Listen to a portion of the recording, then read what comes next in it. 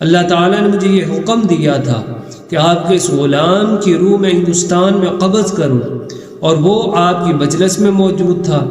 میں حیران تھا کہ اس کی جو موت کا وقت ہے وہ بہت ہی کم رہ گیا ہے، اور جو اس کا سفر ہے وہ بہت ہی طویل ہے، لمبا ہے، تو یہ وہاں کیسے پہنچے گا؟ اور جو پچھلی امتوں کے واقعات ہیں وہ پڑھ کے سن کر اللہ تعالی ہمیں عبرت حاصل کرنے کی توفیق عطا فرمائے۔ اعوذ باللہ من الشیطان الرجیم، بسم اللہ الرحمن الرحیم۔ قل ان الموت الذی تفرون منہ فإنہ ملاقیکم، صدق اللہ العظیم۔ ناظرین، حضرت سلیمان علیہ السلام کے ایک امتی کی موت کا تذکرہ آج بیان کیا جائے گا۔ سلیمان علیہ السلام اللہ تعالیٰ کے جلیل القدر نبی ہیں۔ آپ کو نبی ابن نبی کہا جاتا ہے کہ سلیمان بن داود، آپ داود علیہ السلام کے صاحبزادے ہیں۔ اللہ تعالیٰ نے آپ کو بڑا مقام اور مرتبہ عطا فرمایا، ایسی بادشاہت عطا فرمائی جو نہ پہلے کسی کو ملی اور نہ بعد میں کسی کو ملے گی۔ حضرت سلیمان علیہ السلام کا دربار لگا ہوا تھا۔ امام غزالی نے اس واقعے کو کیمیائے سعادت میں تحریر فرمایا ہے۔ حضرت سلیمان علیہ السلام کا عظیم الشان دربار لگا ہوا تھا۔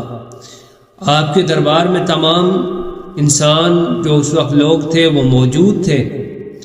تو حضرت سلیمان علیہ السلام کے دربار میں ایک شخص آیا اور اس نے آ کر آپ سے بات چیت کی اور وہ آپ کے دربار میں بیٹھ گیا۔ ایک اور شخص جو حضرت سلیمان علیہ السلام کا امتی تھا، آپ کا غلام تھا، جو آپ کی مجلس میں بیٹھا ہوا تھا، یہ آنے والا شخص آپ کے اس امتی کو، آپ کے اس غلام کو غصے سے دیکھنے لگا، اسے گھورنے لگا، بڑی حیرت سے دیکھنے لگا۔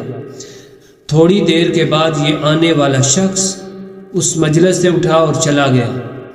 حضرت سلیمان علیہ السلام کا امتی وہاں سے اٹھا اور حضرت سلیمان علیہ السلام کی بارگاہ میں حاضر ہوا، اس کی یا نبی اللہ، ابھی یہ آنے والا شخص کون تھا؟ حضرت سلیمان علیہ السلام نے فرمایا، یہ جہاں جاتا ہے، جہاں قدم رکھتا ہے تو صف ماتم بچھ جاتی ہے، یہ ملک الموت عزرائیل تھا۔ تو آپ کے اس امتی نے عرض کی، یا نبی اللہ، وہ مجھے بڑے غصے سے دیکھ رہا تھا، مجھے گھور رہا تھا، مجھے ڈر لگ رہا ہے کہیں وہ مجھے مار ہی نہ دے۔ میں آپ کا غلام ہوں، ہوا آپ کے تابع ہے، آپ ہوا کو حکم دے کہ ہوا مجھے اٹھا کر کہیں دور دراز علاقے میں پہنچا دے۔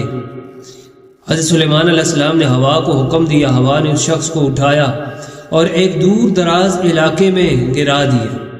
جیسے ہی وہ شخص گرا اور اس کی موت واقع ہو گئی، اللہ رب العزت کا یہ ارشاد کہ قل ان الموت الذی تفرون منہ فإنہ ملاقیکم، محبوب فرما دیجئے کہ وہ موت جس سے تم بھاگتے وہ تو تمہیں ضرور ملنی ہے۔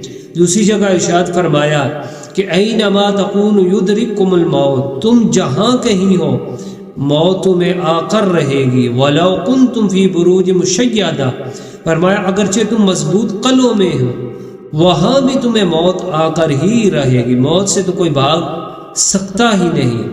پھر چند دنوں کے بعد حضرت اسرائیل علیہ السلام حضرت سلیمان علیہ السلام کی بارگاہ میں حاضر ہوئے تو سلیمان علیہ السلام نے پوچھا کہ ہے ملک الموت، کچھ دن قبل تو میرے ایک غلام کو بڑا غصے سے دیکھ رہا تھا، اسے گھور رہا تھا، بڑی حیرت سے دیکھ رہا تھا، اس کی کیا وجہ ہے؟ تو وہاں حضرت اسرائیل علیہ السلام نے عرض کیا، نبی اللہ تعالیٰ نے مجھے یہ حکم دیا تھا کہ آپ کے اس غلام کی روح میں ہندوستان میں قبض کروں، اور وہ آپ کی مجلس میں موجود تھا۔ میں حیران تھا کہ اس کی جو موت کا وقت ہے وہ بہت ہی کم رہ گیا ہے، اور جو اس کا سفر ہے وہ بہت ہی طویل ہے، لمبا ہے، تو یہ وہاں کیسے پہنچے گا؟ پھر آپ کی بارگاہ میں وہ حاضر ہوا، آپ نے ہوا کو حکم دیا، ہوا نے اسے اٹھایا اور ہندوستان میں گرا دیا۔ جیسے ہی گرا تو میں نے اس کی روح قبض کر لی، یعنی اب اس کی موت کا سبب وہ گرنا بنا۔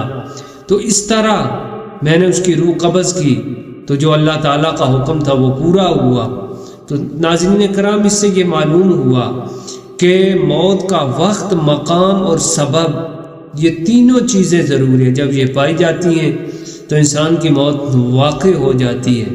موت اور رزق انسان کو اس جگہ اس طرح کھینچ کر لے جاتے ہیں، یعنی جس جگہ انسان کی موت لکھی ہوتی ہے، رزق لکھا ہوتا ہے، انسان کسی نہ کسی بہانے، کسی نہ کسی ذرائع سے وہاں پہنچ جاتا ہے۔ تو اللہ تعالی ہمیں آخرت کی موت کی فکر رکھنے کی توفیق عطا فرمائے، اور جو پچھلی امتوں کے واقعات ہیں وہ پڑھ کے سن کر اللہ تعالی ہمیں عبرت حاصل کرنے کی توفیق عطا فرمائے، اعمال صالح کی توفیق عطا فرمائے۔ وآخر دعوانا ان الحمد للہ رب العالمین۔